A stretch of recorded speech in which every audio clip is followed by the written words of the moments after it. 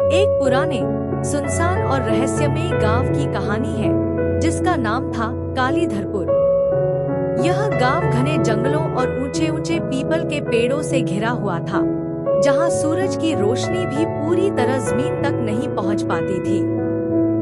गांव के लोग बहुत कम बोलते थे और उनके चेहरों पर हमेशा एक अजीब सा डर झलकता रहता था, मानो वे किसी अनजानी छाया से घिरे हों।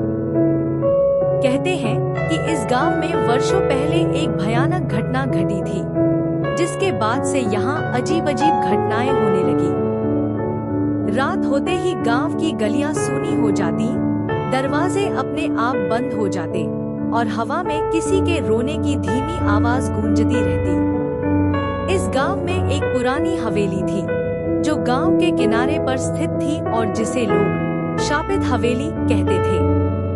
कोई भी वहां जाने की हिम्मत नहीं करता था, क्योंकि जो भी वहां गया वह कभी वापस नहीं लौटा, या फिर लौटकर आया तो पागल हो चुका था।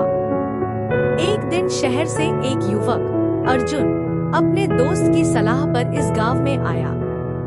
वह एक लेखक था और उसे डरावनी कहानियां लिखने का शौक था। उसे लगा कि यह गांव उसकी अगली कहानी के लिए एकदम सही जगह है।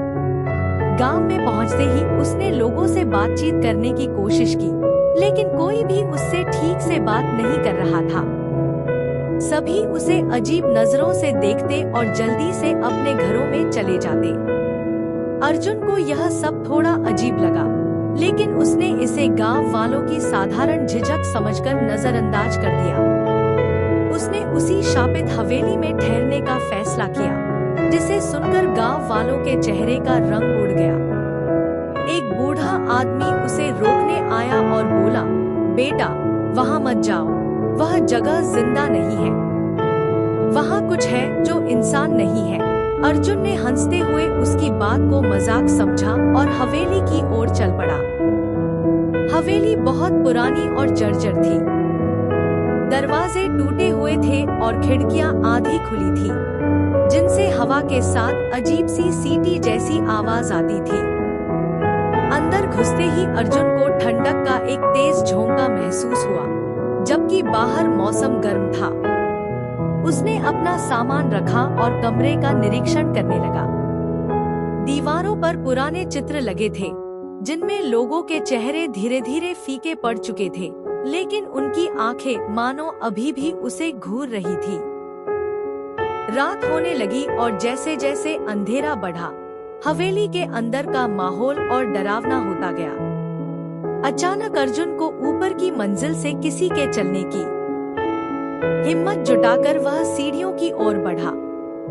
जैसे ही वह ऊपर पहुंचा, उसे एक लंबा गलियारा दिखाई दिया, जिसके अंत में एक दरवाजा हल्का सा खुला हुआ था। उस दरवाजे के अंदर से हल्की सी लाल रोशनी आ रही थी। अर्जुन का दिल तेजी से धड़कने लगा, लेकिन उसकी जिज्ञासा उसे आगे बढ़ने के लिए मजबूर कर रही थी। जैसे ही वह दरवाजे के पास पहुंचा, अचानक वह अपने आप पूरी तरह खुल गया। अंदर एक कमरा था, जिसके बीचों बीच एक पुराना आईना रखा हुआ था।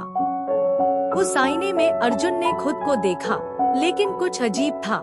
आईने में उसका प्रतिबिंब मुस्कुरा रहा था, जबकि वह खुद डरा हुआ था। अर्जुन पीछे हटने लगा, तभी आईने के अंदर का उसका प्रतिबिंब धीरे धीरे बाहर निकलने लगा। उसका चेहरा विकृत हो चुका था, आंखें पूरी तरह काली थी और मुंह से खून टपक रहा था। अर्जुन डर के मारे चिल्लाया और भागने की कोशिश की, लेकिन उसके पैर जैसे जमीन में जम गए थे। तभी पीछे से किसी ने उसके कंधे पर हाथ रखा। उसने मुड़कर देखा तो वही बूढ़ा आदमी खड़ा था, लेकिन अब उसका चेहरा भी वैसा ही डरावना हो चुका था। उसने धीमी आवाज में कहा, हमने तुम्हें रोका था, अब तुम भी यहीं रहोगे। अचानक पूरे कमरे में तेज हवा चलने लगी और दरवाजे अपने आप बंद हो गए। अर्जुन की चीखें हवेली में गूंजने लगी, लेकिन बाहर कोई सुनने वाला नहीं था। अगले दिन गांव वालों ने देखा कि हवेली का दरवाजा फिर से बंद था, जैसे हमेशा रहता था। कुछ समय बाद हवेली के अंदर एक नया चित्र जुड़ गया, एक युवक का, जिसकी आंखों में डर और चेहरे पर अधूरी चीख जमी हुई थी। और कहते हैं, अब रात के समय उस हवेली से एक और आवाज सुनाई देती है, एक नई आत्मा की, जो किसी को चेतावनी देने की कोशिश कर रही है, लेकिन कोई उसकी बात नहीं सुन पाता।